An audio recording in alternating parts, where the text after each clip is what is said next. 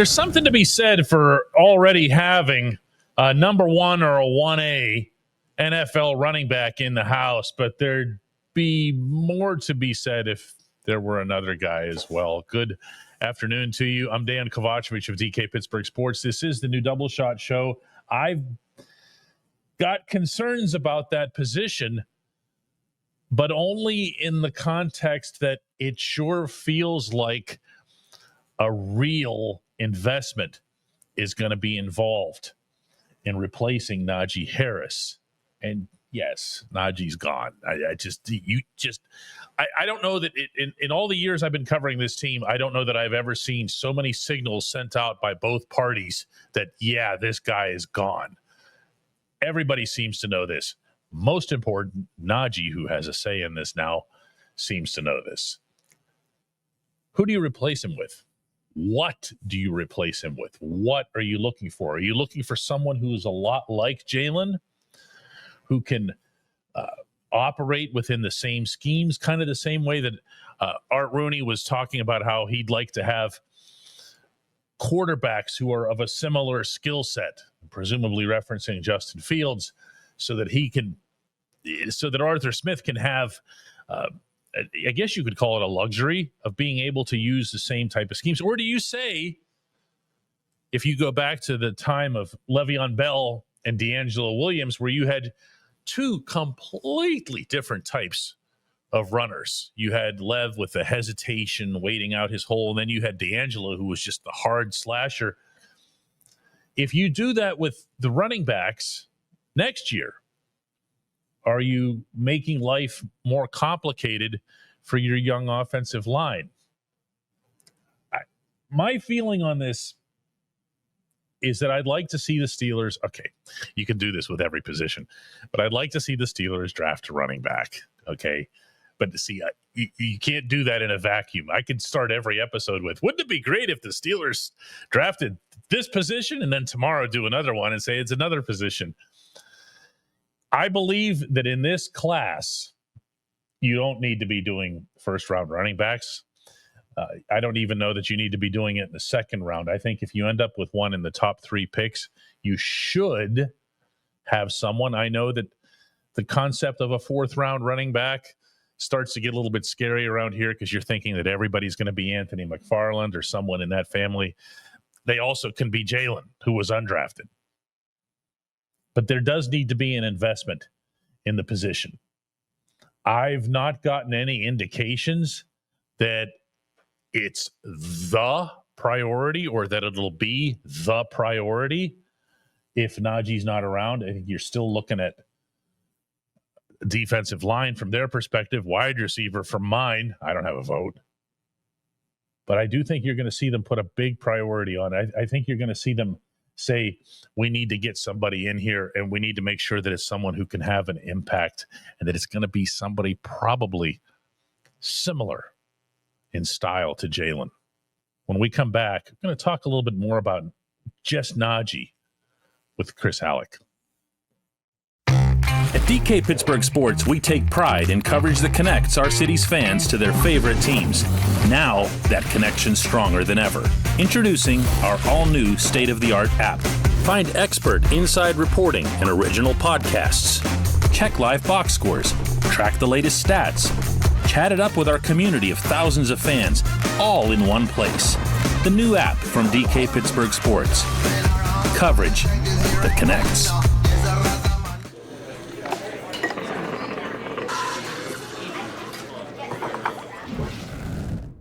Joined now, as promised, by Chris Halleck. Chris, let's talk a little bit about Najee Harris.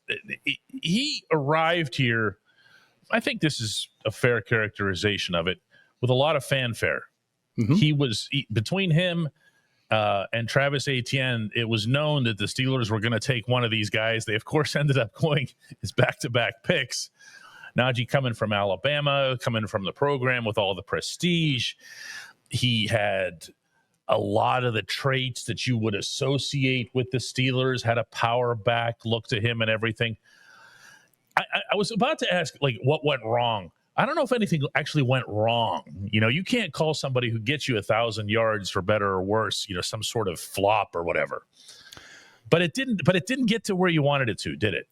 No, it didn't. And I think the way that I've described it more than anything is you could definitely, have concerns or not be happy with the efficiency at which Najee ran. 3.9 yards per carry over 4 seasons is not ideal, but he was still productive. It just took a lot of carries for him to get that production. But that also means he was durable.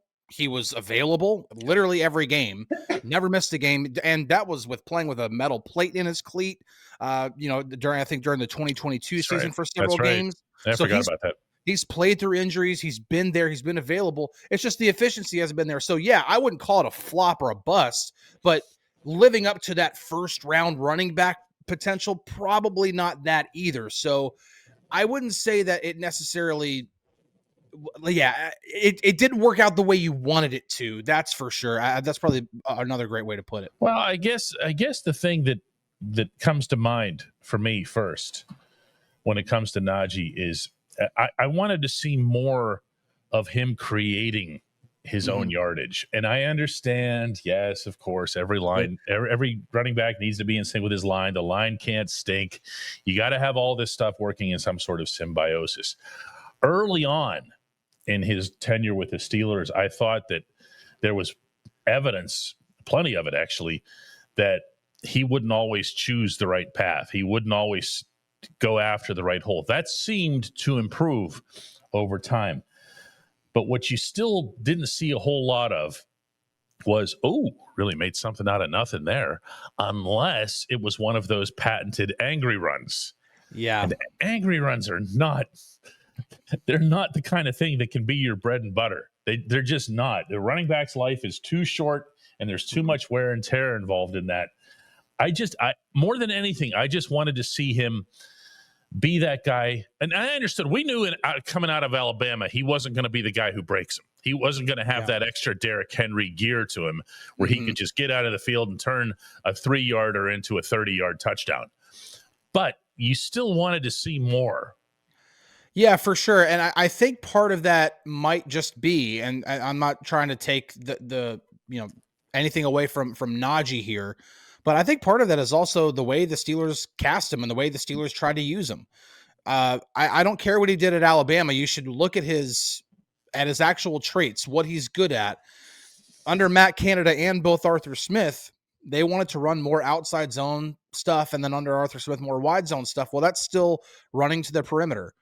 That's not Najee Harris's forte. Najee has never looked better, in my opinion, than that stretch after Matt Canada was fired, and it was then Eddie Faulkner and Mike Sullivan both coordinating and play calling. True. True. They started going with more. Now, they couldn't completely throw the playbook out because at that point you just can't install a new offense. But they did more of the gap scheme stuff that was already in the playbook, and especially when they were in things like power, where all you're doing is pulling the guard around.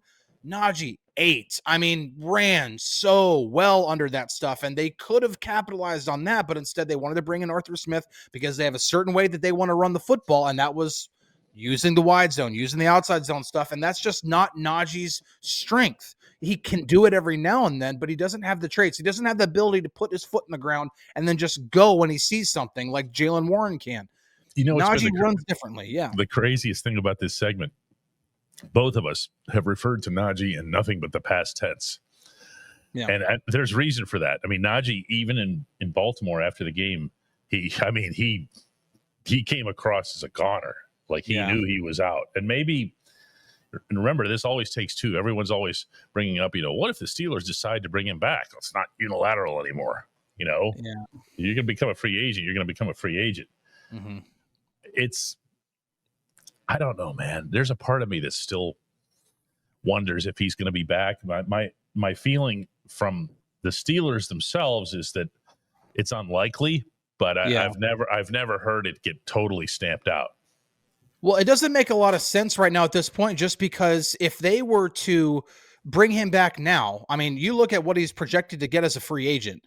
it doesn't matter almost what site you go to for contract projections. You just look at Ramondre Stevenson and the contract he actually got from the Patriots last year. Patriots, yep. 4 years, $36 million. Like, even if he got that contract, you could very much argue that Najee should get a bigger contract than Ramondre Stevenson. Like, that alone right there is way more than the 6.79 million fifth-year option they could have brought him back for. I mean, at this point, it doesn't make sense to pay him that much money if you're going to try to run him through the same system that he was just running through. And bear in mind that Jaylen Warren is a restricted free agent, and he's going to be in for a handsome raise himself. When we come back, J1Q.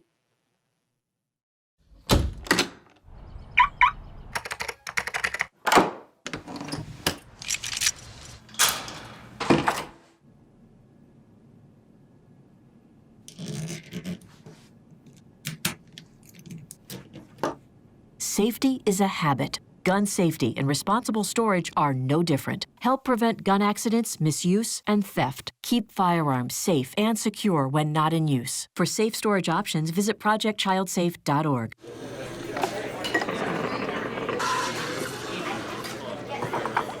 Time now for today's J1Q, which stands for just one question.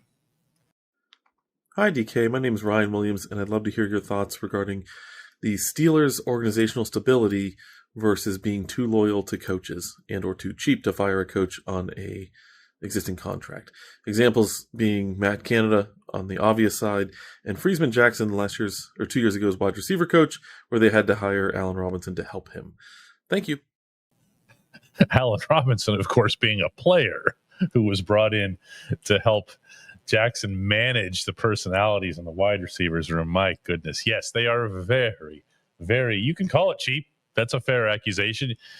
You can say that they're stubborn. You can say whatever, but they do not like to make changes involving coaches until their contracts are expired. If you listen carefully to what they say, and by they, I mean both Mike Tomlin and Art Rooney, in their respective sessions, this is each year in January, you'll pick up on hints to this effect where someone like me will ask about, this coach or that coach or whatever, or do you expect general change among the coaching staff? And what you'll get back is an answer about contracts being expired. So this isn't something that they even hide. I don't think it's a great look. I don't think it's a great approach. I think these things should be performance-based. I also understand, though I wouldn't necessarily agree with the execution of it, I understand the mindset of saying, if you come and work for the Steelers, you're not going to lose your job in midstream. That maybe you'd be able to hire somebody that would otherwise take a position elsewhere. But the reason I say that I'm not, favor of the execution of it is that it's not like they're getting the cream of the crop. It's not like someone is saying, wow, man, I was going to get this great job over here, but now I'm going to come to Pittsburgh. And that person ends up being this, super prized assistant or coordinator who goes on to greatness. That's not exactly what's happening. The cheapness thing is an accusation that comes from a lot of fans on a lot of fronts. This might be as close as it comes to having merit, though. This is,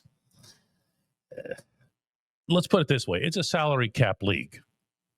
When the Steelers don't spend up to the cap or don't make it all the way or even close to there, you can go ahead and accuse them of cheapness, but they do. They're always right up against it. And that's the most massive expenditure that any team can have. If the Steelers were to cheap out on their head coach, you could accuse them of that. As it is, Mike Tomlin is in the $15 million range. He's one of the highest paid coaches in all of professional sports. So they didn't do it there either.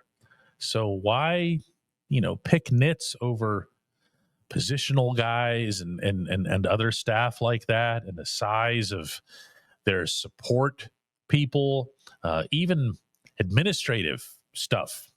that doesn't make it into the spotlight. It ends up getting nickel and dimed.